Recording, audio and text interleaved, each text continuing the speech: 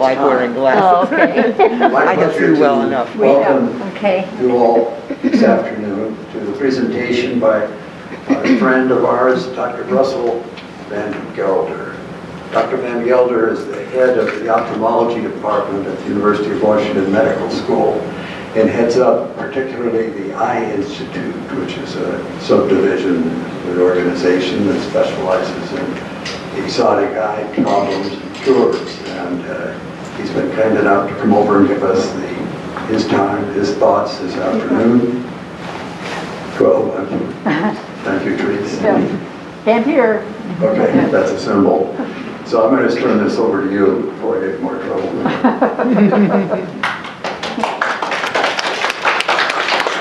Thank you very much, Tom. Can everyone hear me okay? Loud enough? Yeah. Okay, thumbs up, good. Well, I'd like to thank Tom and Carol for arranging and facilitating this visit. This is my first visit here to Hearthstone. It's a beautiful place and a beautiful city, and it's a privilege to be able to talk with you, particularly in person. I've been doing these outreach talks, many of them to retirement and continuous care facilities, for almost 15 years now, but this is the first one since 2019 that I've actually come to in person, so it's really a pleasure to be here. So I'm going to talk today a little bit about what we're doing at University of Washington to try to restore vision for people who have lost it. And so I get a sense of the audience here. Start with an easy question. How many of you have seen an ophthalmologist in the last 2 years? Yep, that's pretty good. You need an appointment, everyone else is good. Let me ask a slightly more personal question. How many of you have had eye surgery? That includes cataracts, yep. You know, let's think about that for a second. That's pretty much everyone in the room. There is no other surgeon who could be standing up here before you saying, how many of you have had X surgery? And you'd all raise your hands. And I bring that point up just to drive home the concept that eye disease is very common. It affects everybody. If you live long enough, you're going to see me as an ophthalmologist. Something's going to go wrong with your eyes. And we end up interacting with lots and lots of people, and it's almost universal. Now, in the future world, I hope you won't all have to come see me. I do enjoy it, but there's other things you want to do with your time. And that's really what we're going to talk about today a little bit, is how we can use research to improve health for the eyes. So, with that, let's start out with some really basic stuff. Just get this synced up here. So when we think about the eye, an analogy that I use a lot with my patients is the eye is really like a camera. It's the camera of our bodies. And just as in a camera, light and an image comes into the lens and it's focused, and in this audience I can say it forms an image on the film. When I talk to my kids, they're like, what's film? But I think this audience remembers film. And then that film, basically, we develop an image, and that goes then to be processed by the brain. In the modern era, of course, that's a sensor, which is even more like the retina because it really converts light into electrical signals, and those electrical signals are passed along to your computer, which reconstructs the image.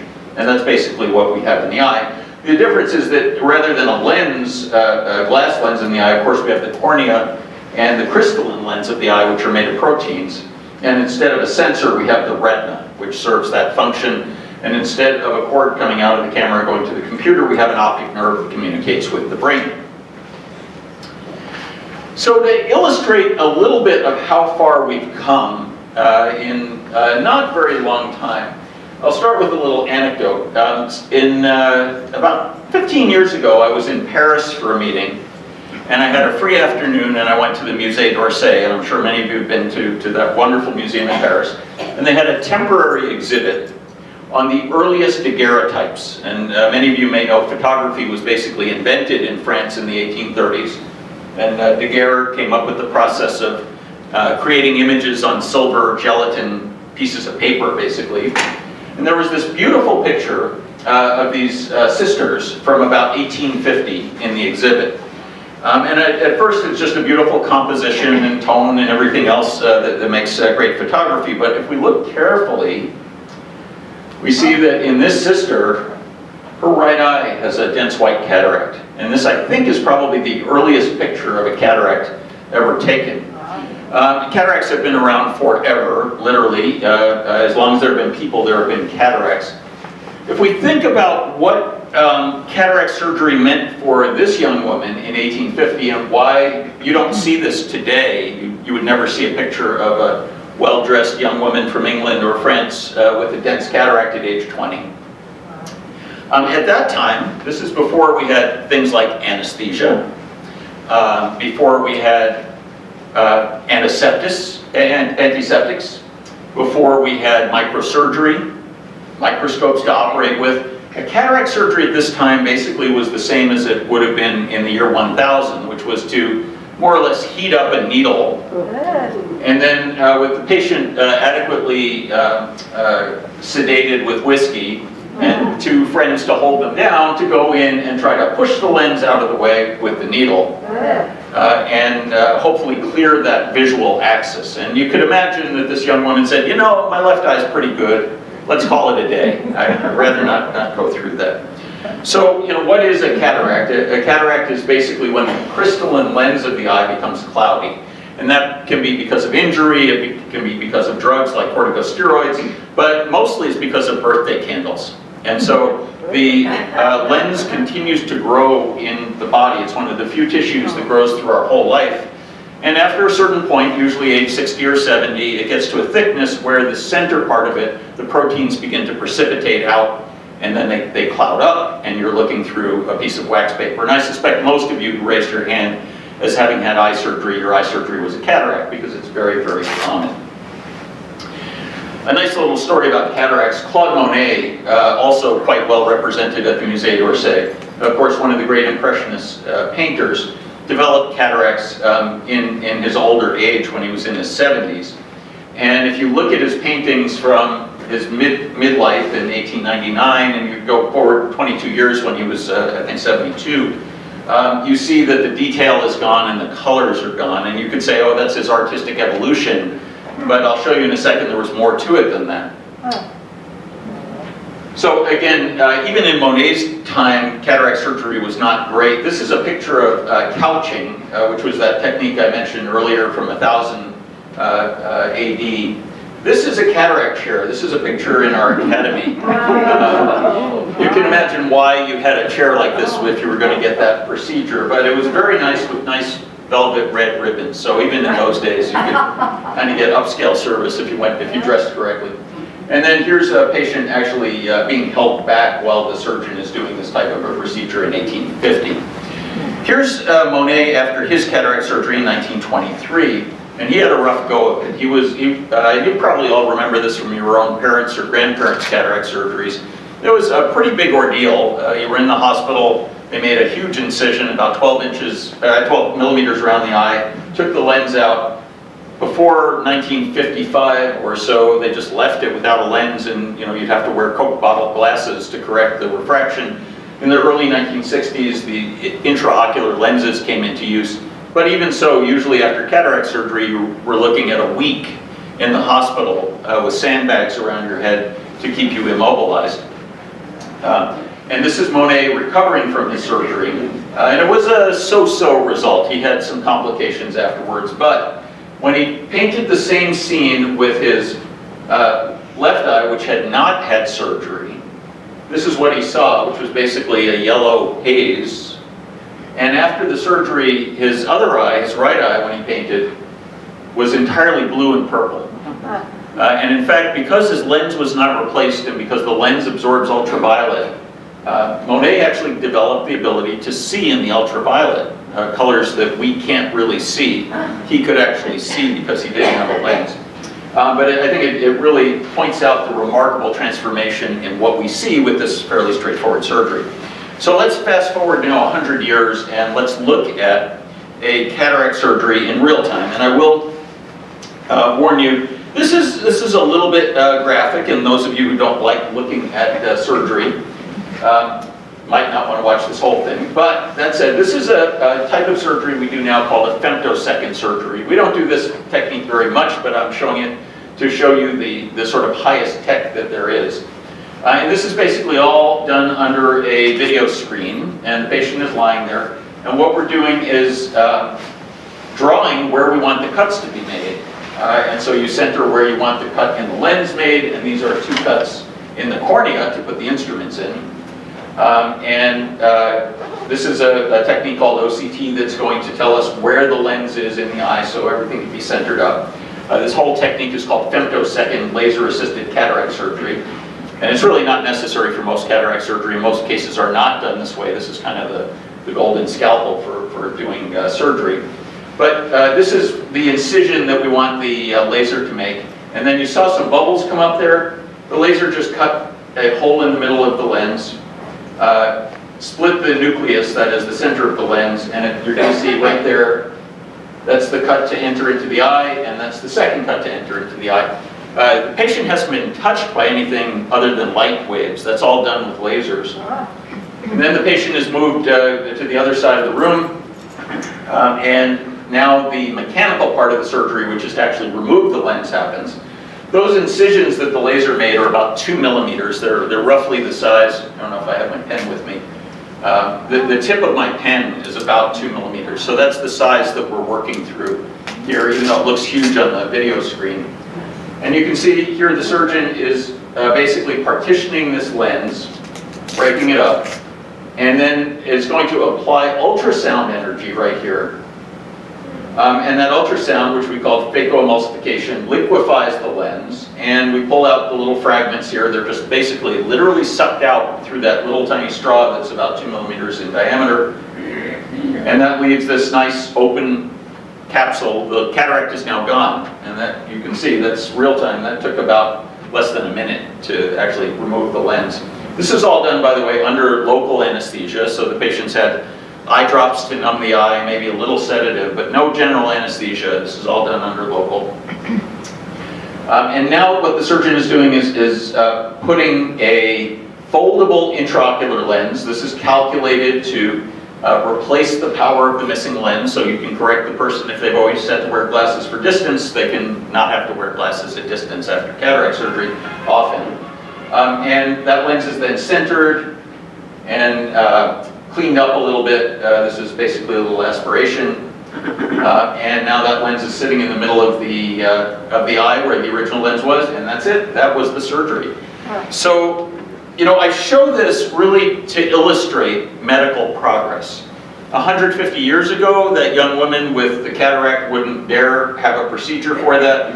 And now, from your perspective as a patient, that's really not much worse than a dental cleaning. You know, you come in the morning, 20 minutes later, you have your cataract removed and it's done for life.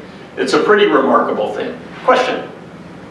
I'm just resting my arm. Okay, arm is resting. We'll certainly do questions at the end also, but if you have questions during the talk, happy to answer. So again, in 150 years, cataract has really gone in the United States from being the leading cause of blindness to really a very minimal cause of blindness in this country. There are other parts of the world where access to that type of technology is very limited, and access to surgeons who can do that is very limited, and so a cataract in Nepal or in Ethiopia can still be quite a blinding condition, but in the US, very rare to see anyone anywhere blinded by a cataract. There's a question in the back.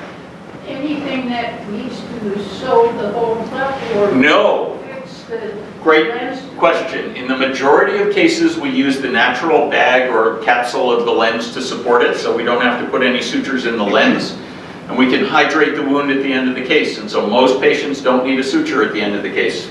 So when you hear this no-stitch cataract surgery, that's for real. We really do most cases without any sutures at all and let the eye heal. The overall success rate to that surgery is about 98%. That is, 98 out of 100 patients will see better after cataract surgery. One will see about the same, and one will have a complication. So it's not completely risk-free, and I would never want a surgeon to tell someone, oh, cataract surgery is without any risk. Anytime tissue is being cut, there's a little risk, but compared to any other surgery out there, the risk is about as low as anything else that you can get done surgically. So why do people go blind now? If cataracts, which is this picture, are pretty much a solved problem in the US, why are people still all seeing us all the time? And the answer is really 3 diseases make up about 60% of the rest of our blindness: macular degeneration, glaucoma, and diabetic retinopathy. And I'm pretty sure that at least a few of you in this room have one of those 3, if not 2 or 3 of those 3 diseases. And the reason I say that is because all of these diseases are age dependent. And these, I know it's hard to see these little curves, but these are the curves of the age dependency of macular degeneration and of cataract in the US population.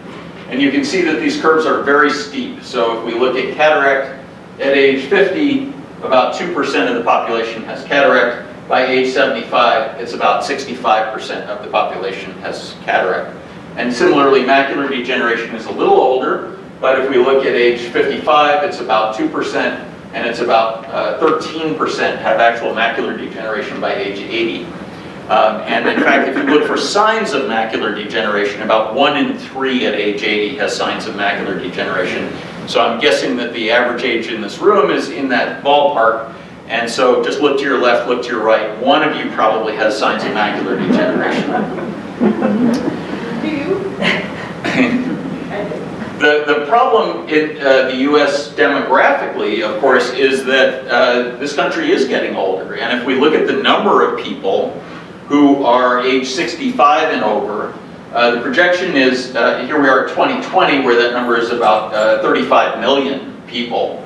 By 2050, that number will be double, at 70 million, as the baby boom really enters into their 60s and over. And even at age 85 and over, if we look at 2050, remarkably, that's going to be the same number of people that there were 65-year-olds in 1970 at age 85. So 85 really is the new 65. And what this creates is a demographic challenge for us, because if you calculate the rate, the incidence of these diseases of macular degeneration and glaucoma and diabetic retinopathy and cataract, and you extrapolate it over the population, these were numbers that were done in 2002, which estimated 20 million people with cataract, 4 million with diabetes, diabetic retinopathy, 2.2 million with glaucoma, and 1.8 with vision loss from macular degeneration. And you can see that their estimates by 2020 were 3 million, 3.3, 7.2, and 30.1. And if you add all that up, that's somewhere around 42 million or 43 million people with serious eye disease in the US. That's a lot of people. And I will tell you, we're past 2020 now, of course. These numbers turned out to be conservative. There are actually more people with diabetic retinopathy than what they had estimated, and glaucoma is a bit higher than what they estimated as well. So what are we doing about this in Seattle? Well, we're fortunate that University of Washington has invested in a strong ophthalmology and eye health system, which goes under the umbrella term of the UW Medicine Eye Institute. And I direct that institute and the department. It's really an umbrella for all of our eye research and our eye care. And I wanted, before I dive into some of the science, tell you a little bit about what we do for the community here. We opened up our flagship, which is on the Harborview campus, in 2009. We have about 25,000 square feet, and any given day we have about 10 ophthalmologists seeing patients in the Eye Institute. We also see patients at UW Medical Center, Children's Hospital, Puget Sound VA Hospital, and a couple of satellite offices that I'll talk about in a minute. Our mission is very simple. We are here to alleviate suffering from eye disease here in our community and in the wider world. And we do this using sort of the classic academic tripod, which is clinical care, rigorous science, scientific research, and teaching and training. And these 3 areas, although I can list them independently here, they're really all part of the same whole. That is, our clinical care drives our research. We're doing research into problems that we can't solve with current technology. Our patients participate in our research and participate in clinical trials. Our trainees see our patients with us, and that's how they learn. And our trainees do research as well, so they learn how to do this in the future. So in terms of our clinical care, we see about 30,000 patient visits every year. That's about 200 patients a day come through our office, so it's fairly busy. We are the safety net for both King County and really Washington State. We see everybody. So it doesn't matter if you're insured, uninsured, you got off the plane yesterday and you have an eye problem, whatever it is, we take care of it. We have the only trauma service in the Northwest, so if you get into an eye accident, God forbid you fall on that pair of scissors that everyone said don't run with scissors in your hand and it goes into your eye, we're likely to be the ones who will help fix that. And that's part of our mission with Harborview, which is of course the leading trauma hospital in the Northwest. We provide full subspecialty care. So although Tom said we take care of the strange stuff, that's very true. We do see all the unusual stuff. We also do a lot of bread and butter ophthalmology, so we take care of things like dry eye and cataracts and some of the more mundane aspects of our field. But we have people who specialize in very narrow areas like eye cancer, if you have a melanoma in your eye, for example, or pediatric ophthalmology, or what I do, which is ocular inflammatory disease, and there's about 5 of us in the state of Washington who specialize in inflammation in the eye. And thankfully our patients like us, so we're always up near the top in our patient satisfaction scores. In terms of education, what does it take to become an ophthalmologist and do what we do? Well, it's a long haul, and this is a picture from last year of our resident class. You're all in their UW masks. These young people do 4 years of college, 4 years of medical school, 1 year of internship, 3 years of residency, and typically 1 to 2 years of fellowship before they get out into the wider world. And those residency and fellow years and the medical student years are pretty busy years. We have rules that cap their work week at 80 hours a week. So we're not allowed to work them more than 80 hours. You say, well, geez, what a silly rule. Who would ever do that? Well, back in my day, there was no cap, and 80 hours was kind of a light week. You were pretty happy if you got an 80-hour week. So it's really, really packed. In the 3 years that we get our residents, it's essentially 10,000 hours of training. We give them 1,000 hours in the classroom spread out over those 3 years, and then 9,000 hours of it is hands-on, seeing patients with us, working in the operating room with us, learning how to do this. So when you see an ophthalmologist out there, they're very well trained. Our program is the only residency in Washington as well as Alaska, Idaho, Montana, and Wyoming. I should put an asterisk on Washington. Technically, there is one other residency in the state, which is Madigan. And so military ophthalmologists train here, but they're bound to stay in the military, so they're not really supplying the area with additional ophthalmologists until those soldiers muster out of the service. We train 5 residents a year. This is a little out of date. We now train 5 fellows a year. And that training, as I said, it's 3 years for residency and 1 or 2 years for fellowship, depending on which subspecialty they're doing. About 9,000 hours of hands-on training. We also train medical students, and so we get at least 30 medical students through our clinics every year and teach them the basics of eye health. It is pretty competitive to do what I do. Among the graduating medical students each year, we get 600 applicants for our residency applications. We have 5 spots. So we end up taking really 1 out of every 120 or so applicants. And we really, we have a list of how far, it's like the draft, how far down we go, and we generally fill our 5 spots out of our top 10 choices or so. So when people come out of our program, they really have been exceptional to get in, and we try to keep them that way. Question? So it sounds like you're not really turning out very many ophthalmologists per year. You are correct. And why is that? Because of the cost of training an ophthalmologist. So the cost of a residency slot, when you take into account their salary and their the overhead of training and our time to train them, is on the order of about $100,000 a year per resident. The funds for that are not provided by the University of Washington. The University of Washington collects tuition, it does not pay out tuition. And so the entity that actually funds medical training in the United States, you may or may not know this, is Medicare. Medicare, the Center for Medicare Services at CMS, actually provides the funding for trainee physicians in all fields of medicine. And so it's your tax dollars at work. That's the good news. The bad news is that budget has been flat for almost 20 years.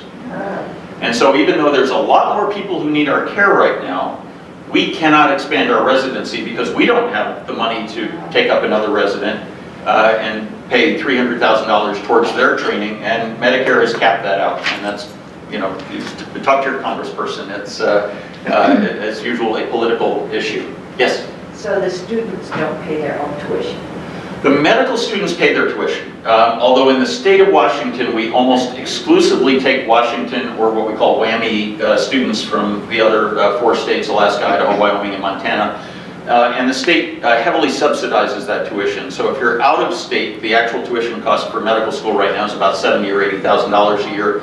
In state, it's $20,000 a year, which is a pretty good bargain for training. In fact, that's less tuition than I paid at a private school at Stanford 35 years ago. I was paying more tuition than what UW has to students pay today. So it's a pretty good bargain to train, and University of Washington is generally considered the #1 medical school for primary care in the country and top 10 in research. So it's a pretty high-power medical school and a pretty good bargain for our kids in our state. But not ophthalmology? No, ophthalmology, so when you graduate the MD, that's where your tuition paying ends, and when you become a resident, that's sort of an intern-like position where you are paid, and you're in this dual role as a young physician, you have a license, but you're still training. And so the general rule is you will be supervised at all times when you are learning. And so we have a graded supervision system. The residents are paid what I would consider a living wage. They're not paid, extravagantly, but it's enough that they can make ends meet while they're here. That's part of that Medicare payment that helps cover them. And that's for about 3 years, and then there's 2 years of fellowship, which we fund largely actually through philanthropic contributions. So we've had a number of donors who have helped support the training of specific types of subspecialists, and we have endowed fellowships in retina, oculoplastics, uveitis, for example, and that's how we can afford to train the fellows. Yes, sir? Going back to that picture of your resident class, that 20 people or so. Yep. Yeah, I sort of noticed some indicator of diversity. Yes. Is the source of that diversity in the United States, or is it from people coming from other countries? Yeah, a great question. So diversity is obviously on everyone's mind these days. The definitions vary a little bit, and in our world there's sort of 2 tiers of diversity. There's what I would consider real diversity, which is how different are all of our backgrounds and where did we all come from. And I think you can appreciate not everyone here looks like everyone else, and I will tell you that the backgrounds of all of these individuals are quite different. Every one of them is a US medical school graduate. We basically can't support visas for residents. So you have to have graduated a US medical school in order to train with us. Although, again, and I don't want to delve deep into the questions of what race is and how you measure it and so forth, by the measures that we use at University of Washington for who is an underrepresented in medicine minority or URIM, we're at about 20% of our class is underrepresented, from an underrepresented background in this class. And we had a more effective recruiting year last year for underrepresented minorities, and so we're up to about 27%, 26-27% of our trainees are from underrepresented backgrounds. We're making a very concerted effort to improve that pipeline. And our faculty really look like this also. I was asked at Harborview a few years ago, what are you doing to improve diversity? And I said, honestly, I'm probably the last white male ophthalmologist you'll ever see in your life.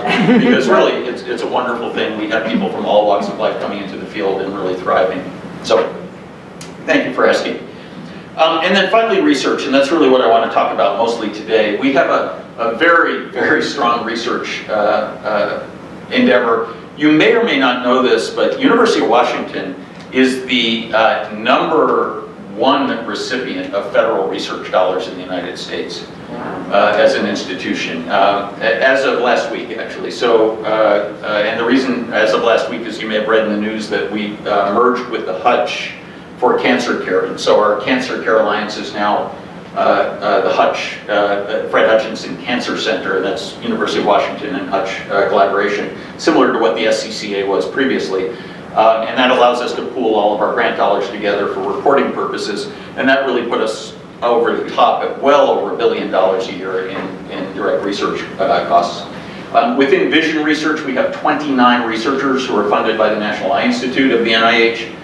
We have 48 grants. We have over $10 million a year of research activity, which is quite a lot. It ranks us in the top 3, and I think we're about to get a grant in the next month that will put us to the top 1. We'll be the #1 recipient of federal research funding in vision science.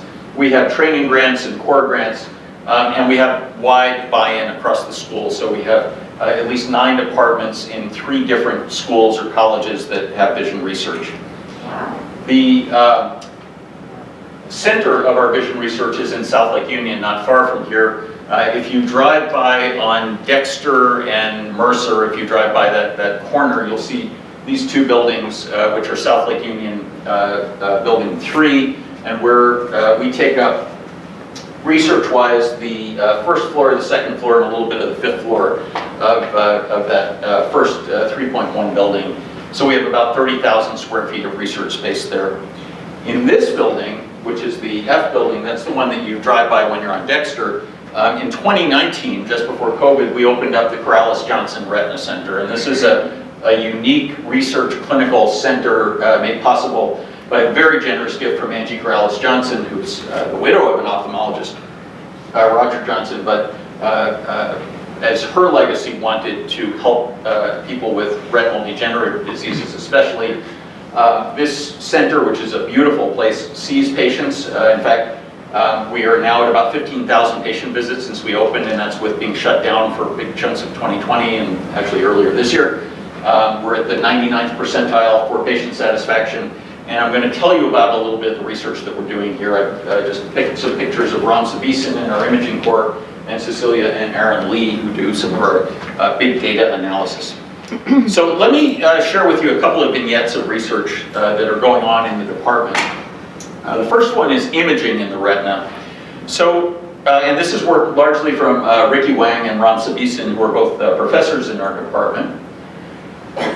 One of the things that attracted me to ophthalmology is that it is one of the fields where you can still look at something and make a diagnosis. You know, there's a joke now in cardiology, like why bother with the stethoscope that you're going to get an echocardiogram anyway, just throw the thing away and stop the charade that you're listening to anything. And medicine has become a lot more distant from the patient. You know, a neurologist used to have to stick pins in your hands and you know, make you grab things and balance, and then they could say, yeah, you have a lesion in your parietal lobe, and now you go to the MRI scanner and 10 minutes later they say, oh, you have a lesion in your parietal lobe. But in ophthalmology, we still really do a physical exam, and so if I look at this retina, I can say that looks pretty healthy. That's someone who's going to see well, nerve looks healthy, the center of the retina looks healthy. But if I look at this patient, I say, this patient's not going to see very well. This is drusen from macular degeneration, and this is optic nerve cupping from glaucoma. And so looking at those together, I can tell 2 diagnoses in less than 10 seconds just looking at the eye. And for many years, we were able to sort of get away with that level of analysis. But it turns out we were missing a lot of stuff because we weren't looking more carefully with the technology. And this is a technology that those of you with macular degeneration have all had done multiple times, which is the optical coherence tomography, or OCT. And basically what this is a laser that scans across the retina, and by looking at the interference of the laser beam with itself, we can actually make a 3-dimensional structure of the retina, down to a resolution of about 10 micrometers, so 1/100th of a millimeter, very, very fine resolution, about 1 cell in resolution. What Ricky Wang did was to take that one step further, and what Ricky developed was a technique that would scan the same retina 150,000 times a second. And by doing that super fast scanning and then subtracting images from each other, you could see the difference between an image taken when the heart was beating in systole and when it was relaxed in diastole.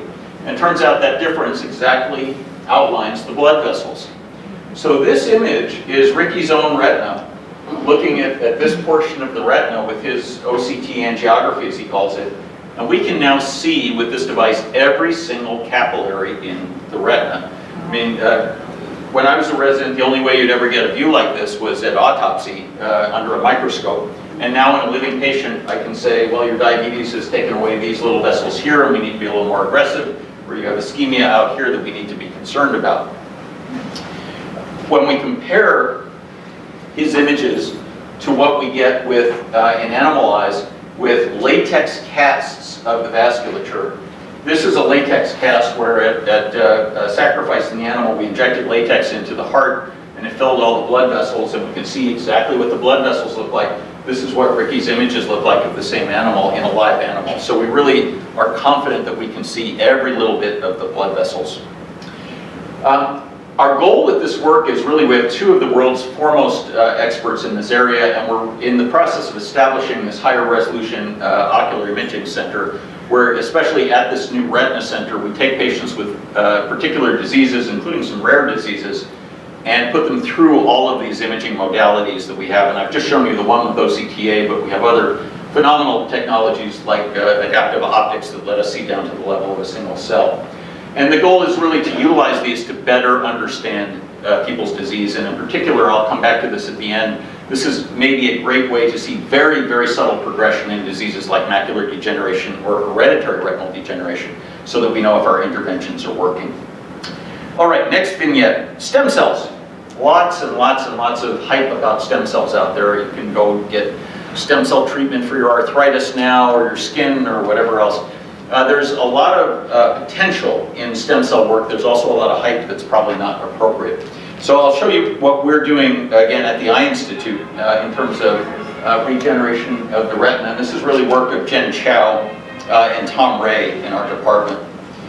One of the interesting things about retinal degeneration is we look at a retina under a microscope or with Ricky's camera, we see that it has three layers, this dark layer, this middle layer, and this thin outer layer, or inner layer. This dark outer layer are the photoreceptors, the middle layer are interneurons, and the innermost layer are the cells of the optic nerve. And in macular degeneration or hereditary degeneration, what happens is this outer layer degenerates, but the inner layers are intact. And that's sort of a gift of this disease, which is that all of the substrate for communicating information to the brain is still there. There's just no photoreceptors to turn light into signals. So we can try to restore vision by either putting the cells back or turning some of these cells into photoreceptors. And we're pursuing both techniques, and I'll show you a little bit about each of those now. So, and in wet macular degeneration in particular, what we have is exactly that, which is loss of this outer retina. And this is really what blinds people with this disease. So what is a stem cell? Basically, when we were all 8 cells big, like on day 2 of our existence, those 8 cells were exactly the same, and they could have turned into anything. And over time, depending on where they sit in the embryo and who their neighbors are and who they're talking to, they get more and more differentiated. And the analogy that I use with patients in this is, in kindergarten, we were kind of all had the same potential, right? I could have been a lawyer, Tom could have been a doctor. But he's hung around with people who turned him into a lawyer, and I hung around with people who turned me into a doctor. And that informed our differentiation. But what if we, and let's say all the doctors are gone now and we have to replace them in some way. Well, if we go back to kindergarten, we could say, let's get a bunch of kindergartners and let's train them to be doctors and put them back in there, right? And that's basically what stem cells are. They are cells that can differentiate into a mature cell type. And we have discovered the routes by which we can educate, if you will, a stem cell to become a retinal photoreceptor or other cells in the retina. And this is all work that's happened in about the past 10 years. There was a significant ethical overlay for a long time on stem cell work, because the stem cell lines that were being used were derived from fetuses, and there was very strong political feelings about that. Today, we don't use fetal tissue at all in this research. In 2007, a group in Japan discovered how to make these stem cells from almost any kind of cell. So now when we want to make stem cells, we take a toothbrush and scrub someone's cheek and put that in a dish, and we can turn those cells into stem cells and then the stem cells into retina cells. Wow. And that's called the personalized medicine or bespoke stem cells, and that's really what we use 99% of the time at this point. So here's an example from Dr. Chow's work. And this is a type of cell in the retina called the retinal pigment epithelium. And she and her colleagues figured out a way to make these stem cells turn into RPE cells. And these three pictures here are normal human RPE from an autopsy, and then RPE cells that were derived from either an embryonic stem cell or an inducible progenitor stem cell, that is that cheek swab cell. And I defy you to identify any significant difference between those cells. They're really fundamentally identical. So we can really do this and grow a tissue out of these cells. And what Jen and her colleagues did was to ask whether these cells would work in transplantation. And this is early work, and I will be the first to say this is very early preclinical work, but this is done in a macaque monkey. And they took 1 million of these cells and genetically labeled them green so we could track them, and then injected them underneath the retina of this monkey. So this is the retina, this is where the injection was, and right after the injection there's a little pale green overlay, that's where those cells are floating around. And then they followed the monkey for 3 months. So this is the picture of the retina, and then the green shows where the cells are, and here's an overlay of the two images. And what you can see is that after 1, 2, and 3 months, that green is still there. And in fact, it's not shrinking, it's, if anything, growing a little bit. And the most interesting thing is right here. So I don't know if you can see where this arrow is. There's a faint green line that's going from this mass of cells that was transplanted directly into the optic nerve. And those were new neurons. Those were ganglion cells, optic nerve cells, that found their way to the optic nerve and made a beeline for the brain. This experiment was terminated at 3 months, and at that point these cells had gotten to about the point in the optic nerve where the optic nerve crosses underneath the hypothalamus. So we don't know at this point if they would have made it all the way to the thalamus in the back of the brain, which is the next way station, but the guess is yes, and those experiments are ongoing. So I think this is very encouraging, that we can take stem cells, transplant them in the retina, they live, they're well tolerated, and they start to differentiate into the types of cells that are missing in diseases like glaucoma or retinal degeneration. There are about 12 clinical trials going on in the country right now using various types of cells to try to do cell replacement. And I predict within 4 years we'll have real results to show in terms of how well that might restore vision. But something we can do even sooner is really interesting, and this was a brilliant use of these cells that Jen came up with, and that is to basically say, well, what if we could use those cells to figure out what drugs might work for someone? So here's the idea. Let's say you have macular degeneration. Let's say you have a severe form of macular degeneration that's genetic. And there are forms, they have names like Sorsby's fundus dystrophy, or North Carolina macular dystrophy. These are macular degeneration that we even know what the gene that causes it is. And we take that cheek swab of yours and we turn those cells into retinal cells. We can actually turn them into little eye cups through cell culture. Those little eye cups have the same mutation you do, and guess what? This is a picture showing what those eye cups look like under a microscope. They develop macular degeneration. So that little copy of your own eye also degenerates over time. And Jen's idea was, okay, well, if that's the case, let's put one little eye cup in each of 10,000 wells, and let's go down the street to Bartell's, and let's say, give me one of everything. And let's put a drop of every drug that we know that's FDA approved today onto that array and see, do any of these block the degeneration? Wow. And you know what the answer is? There's about 50 drugs out there that in the dish block the degeneration. Wow. So we're working through those now to try to figure out which ones are the best candidates, and we're actually starting a clinical trial in the very near future, probably this fall, for one of the drugs that blocks hereditary degeneration. And it's not a drug you or I would have guessed, but it's antabuse, which is the drug you take when you're an alcoholic and you need to make alcohol make you sick. Well, it turns out in the dish it slows down retinal degeneration. So who knows? Maybe that's the cure. Simultaneously fix your eyesight and cure your drinking problem. All right, let me show you one more vignette here because I'm running just a little over time. And this is work from my own lab, and the idea here is to do chemical reanimation of the retina. So again, the challenge here is how can we make this degenerated retina signal light and dark again? And a friend and colleague of mine at UC Berkeley came up with a brilliant idea. He said, well, you know, most drugs don't care whether it's light or dark out. Why don't we put a light switch on a drug? So he took a known drug called tetraethylammonium, and he put a chemical on it called an azobenzene, and that azobenzene shifts its conformation depending on whether it's under light or not. So we have this drug get into a channel, into a potassium channel that it blocks, and it kind of binds onto the channel. And then if we hit it with one color of light, it flips into this off conformation where the drug isn't doing anything. And if we hit it with a different color of light, it will go into the on conformation. So we tested this in mice, in blind mice, and we had mice whose retinas had degenerated, and we started out by just recording from 60 different places in the retina simultaneously. This is all done in a dish. And each little tick mark here is the firing of one cell in the retina, and we gave it a minute of light here.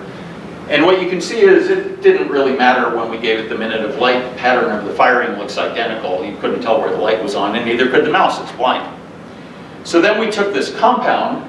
The first one was called AAQ, and we doused it on the retina, a tiny bit of it, waited 5 minutes, and then did this again. And when we did it again now, every single cell starts firing like crazy. So basically what we've done is we've taken these optic nerve cells that are not normally light sensitive, and we've made them light sensitive just with a chemical that we can inject into the eye. So the effective way you would use this in the real world is you would have a blind patient, you would inject a little bit of this into the back of the eye, and then you would expect them to jump out of the chair and say, whoa, I can kind of see something. So I've sort of dedicated my own career to that moment, which may happen this fall in Australia. So this just shows that for this particular compound, we can turn the cells on with blue light, but we can turn them off with green light. So we can really control that firing, and we can do that all day. Here's a nice experiment that we did in the blind mice. So this is a mouse, and we're looking at its pupil. And you'll see, this is the uninjected mouse. This is the same mouse about 10 minutes after we injected a little bit of the stuff into the jelly of the eye, into the vitreous. And what you'll see is the light's going to come on here. And the blind mouse, genetically blind mouse, its pupil does not do anything in response to light, but after we've injected a little bit of that compound in there, I think you can appreciate, those of you who can see that pupil is starting to come down. And so for that to happen, the brain has to recognize that it's light, because the brain controls the pupil, not the eye itself. So we take this as pretty good evidence that that signal is at least interpretable enough by the brain to say, yes, it's light out, and let's crank down our pupil. So by the end of this, the pupil was about a quarter the size that it was when we started. I have other vignettes on. For the interest of time, I'll skip over this one and really sum up at this point. So, you know, how are we going to get to a better future? We think about our young lady from 1850. Her prospects for recovering vision in that eye were so nil that she decided not to do anything about this terrible cataract. And today, it would be a half hour, you know, on a Thursday morning, and it would be done, and that would be it. How do we make that happen for macular degeneration and for diabetic retinopathy and glaucoma and keratoconus and retinal detachment and all the other things people go blind from? And how do we do that while taking care of our entire community? And that's really what we're here to try to figure out how to do. For those of you who are interested in what we do, we have a community board, and Tom has served and Carol has come to our meetings for many years now, and it's really a board designed for us to ensure that we're connecting with our community and our constituency and serving the needs of this community, because we're University of Washington and that's what we do. If you're interested in learning more about what we do, let me give you, write it up on the screen here if I can.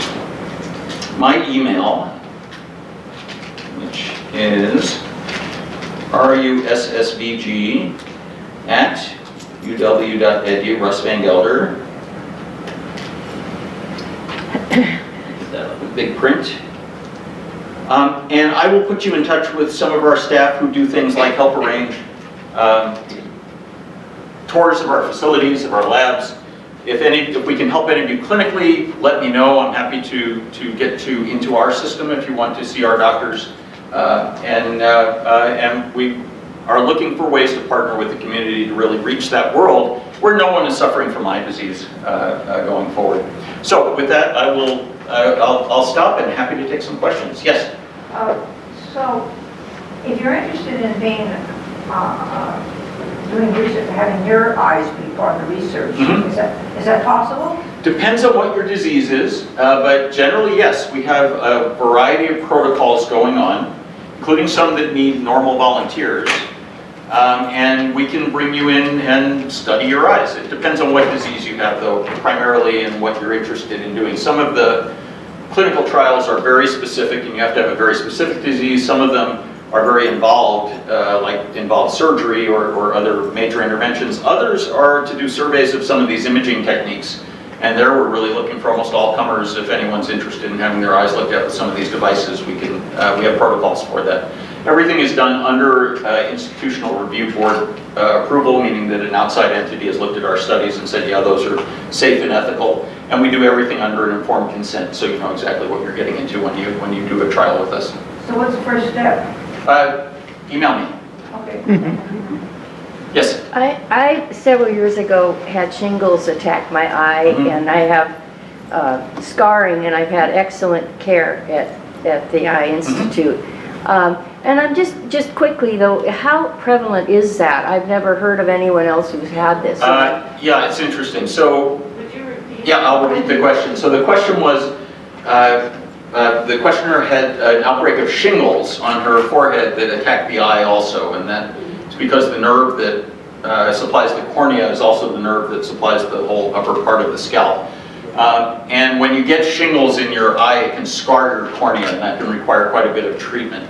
How common is that, was the question. And the answer is more common than you think. So the overall incidence of shingles anywhere in the body is about 30%. Wow. Yeah, exactly. And that's why the strong recommendation is anyone over 55, it made me 50 now, get a Shingrix vaccine to try to reduce that. The older vaccine, Zostavax, was not very effective. Shingrix is very effective. And so that'll decrease that risk by about 90% for at least 10 years. Because you really don't want to get shingles. It's not a fun ride. A few of you, I'm sure, well, look to your left, look to your right, odds are one of you probably have shingles at some point. So we do see quite a bit of it. Actually, the trigeminal nerve in the brain, which is where that shingles comes from, is the major source of shingles. So it's actually more common on the face than on the back or the flank. And overall, we probably see, I'm going to guess, 500 to 1,000 patients who've had V1 zoster in our practice. So you're not alone. Oh, good. I thought I was. Yeah, no. It's we see it pretty commonly. I take care of quite a few patients myself who've had V1 zoster.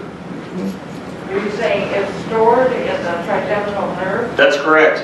You know, the thing about that family of viruses, that's a herpes family virus, which also includes the cold sore virus and the genital herpes virus and cytomegalovirus. The old joke in our field is, what's the difference between love and herpes? And the answer is herpes is forever. And that's because the virus actually becomes part of your DNA. When it infects your cells, it integrates and becomes part of you. And then it can reactivate for reasons we don't understand 50 years later. So that outbreak that you had was your childhood chickenpox coming back. Oh, boy. Okay. Yeah. Yes? I hope this isn't impertinent. What's your PhD in? Oh, the question is, what is my PhD in? And with the hope that it's not impertinent. It's certainly not impertinent. So I did a PhD at Stanford in neuroscience. Oh. And I actually studied circadian rhythms, and a whole other part of my lab studies how the eyes interact with circadian rhythms. So we're still working on that, and that was a few years ago now that I was a grad student. Yes? Why do you have corneal transplants? Why do people have corneal transplants? So the cornea is the window to the eye. It's a transparent tissue. It's avascular, so it has no blood vessels in it, and it has to be perfectly clear for you to see well. So about 3 or 4 things can happen with some commonness that can cloud that cornea. One is you could injure it. So if you, particularly things like base injuries, if you get alkali, lye, ammonia in your eye, you can cloud that cornea permanently. Another is shingles, which is a very common cause to need a cornea transplant because the virus has scarred the cornea. But the most common cause is actually a genetic condition called Fuchs' corneal dystrophy. And that's a disease where the inner part of the cornea basically does a macular degeneration. It dies, usually when people are in their 80s. And then the cornea can't pump out fluid and it gets very edematous. When I was a resident 25 years ago, we transplanted corneas whole. We took the whole cornea out and we put a new cornea in from a donor. Today, mostly we do partial thickness transplants. So if the inner part of the cornea is not working, we just transplant the inner part. If the outer part is scarred, we just transplant the outer part. And the nice thing about that is we don't really have to make this huge scar and this huge hole in the eye, which can cause problems later.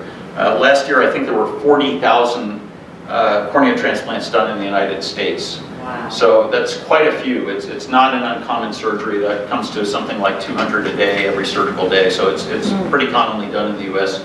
And the largest eye bank in the world is actually right here in Seattle. So SiteLife Corneagen is the largest source of donor tissue in the world. Yes?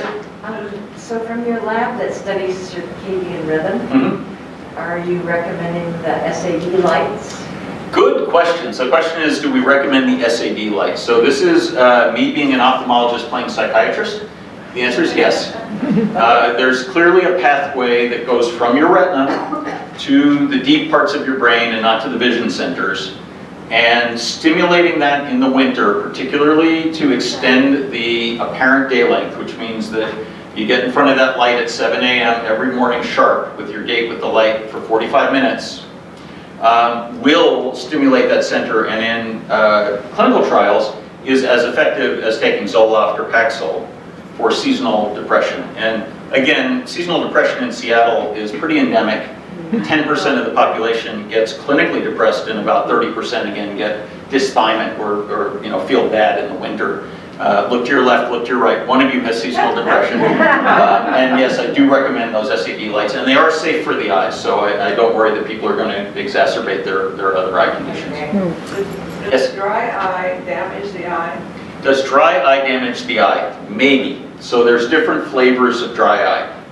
There's a couple of conditions that cause a bone dry eye, and those are conditions like Sjogren's syndrome, or if you've had a bone marrow transplant and you have graft versus host disease. And there the answer is definitely. If your eye is that dry, it can scar the cornea and lead to cornea transplants and can be very serious. Most people have much milder dry eye where they're symptomatic and their eyes burn, or they just feel dry and they don't feel well, but it's not causing structural damage. And for those eyes, we try to treat that mostly with artificial teardrops or drugs like Restasis or Xiidra or things of that sort. Or sometimes we'll put plugs in the tear ducts to improve the tear lake. There's a lot of ways to treat dry eye. None of them are perfect, but it's usually manageable.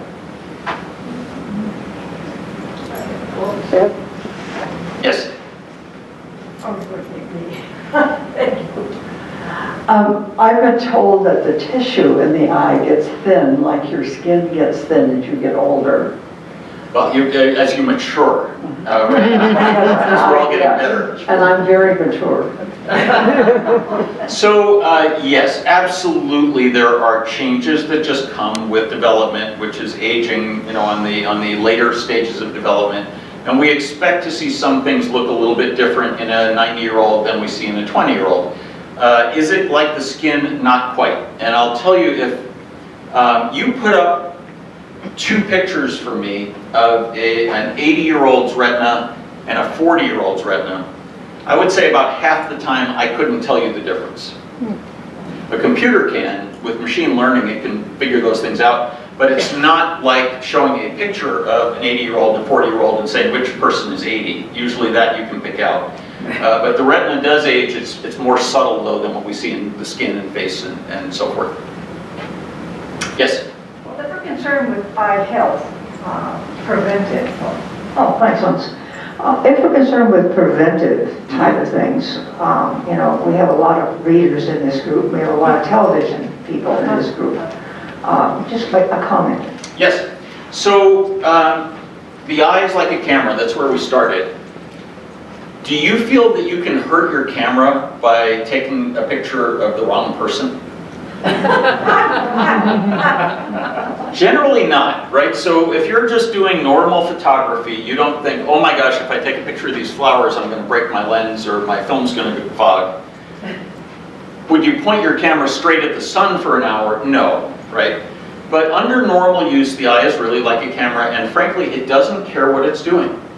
So if you're reading or watching TV or watching sports or lying down with your eyes closed, your retina is doing almost the exact same work.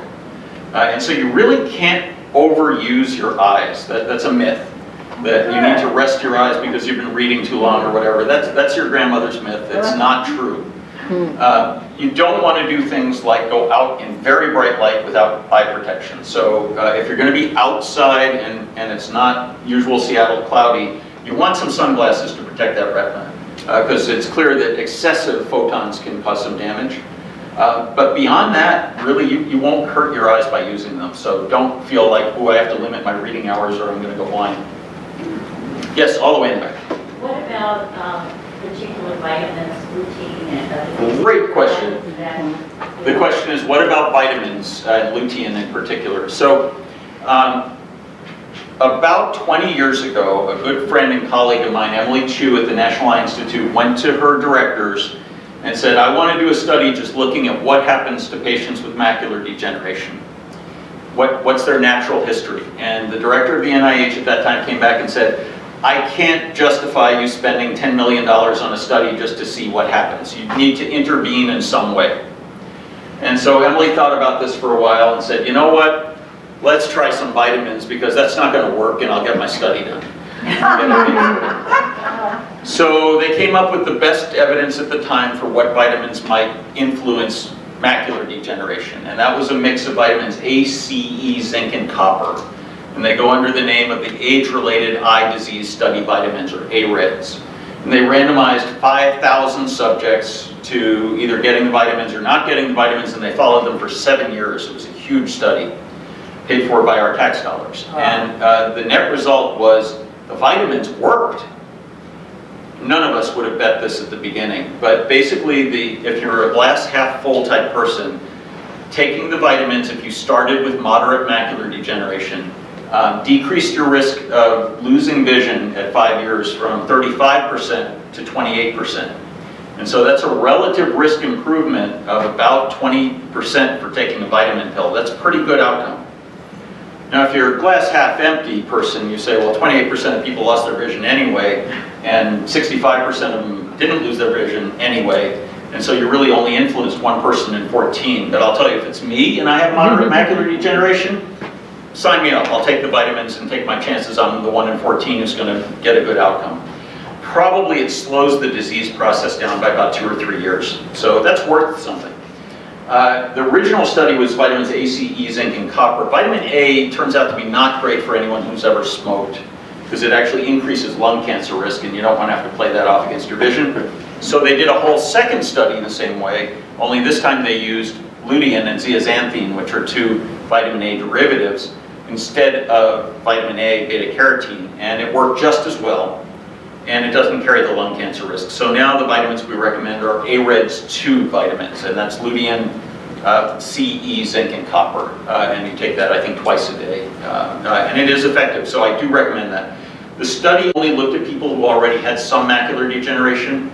The conversion rate was too low for people who had no macular degeneration signs when they went in, but I can't imagine that it wouldn't slow down an early process the way it slows down a later process. So I do encourage my patients who are willing to take vitamins to take that. That's not a Centrum Silver. That's it's a very specific vitamin. So AREDS 2. And by the way, I have no stake in anything. I don't. The University of Washington pays my salary, and I'm grateful for that, and that's all the money I get. So I don't work for drug companies. Yes? It looks like we're going to close soon. I'd just say, who would have thought the eye was so interesting? Oh, good. I'm glad at least one fan in here, so thank you. I appreciate that. Yes? There is an ad on TV now that says if this eye drop will increase your ability. Yeah.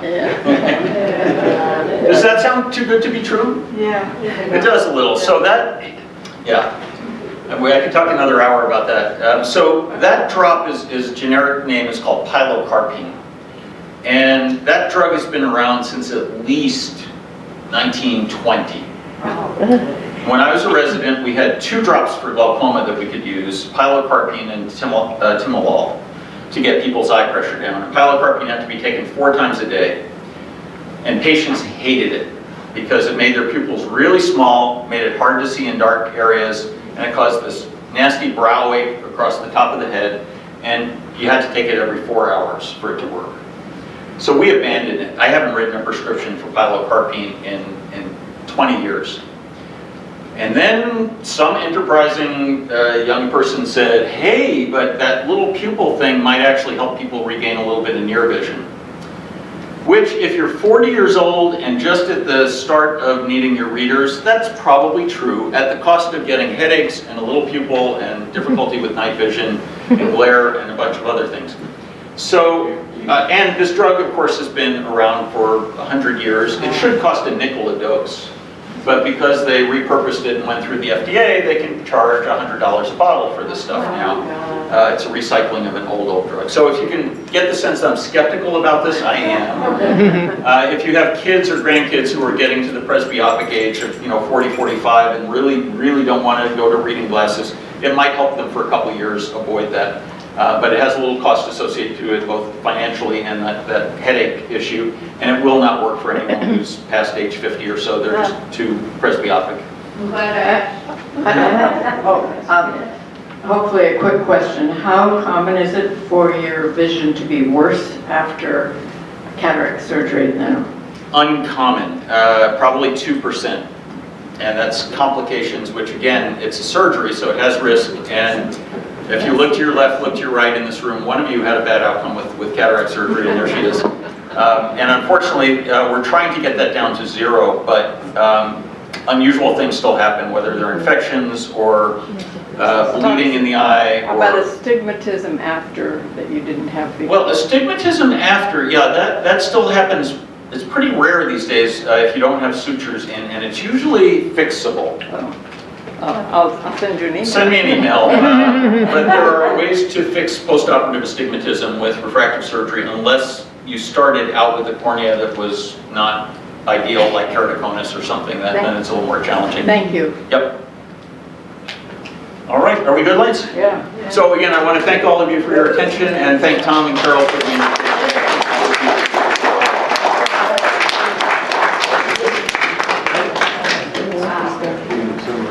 Yeah, very interesting. So this will be a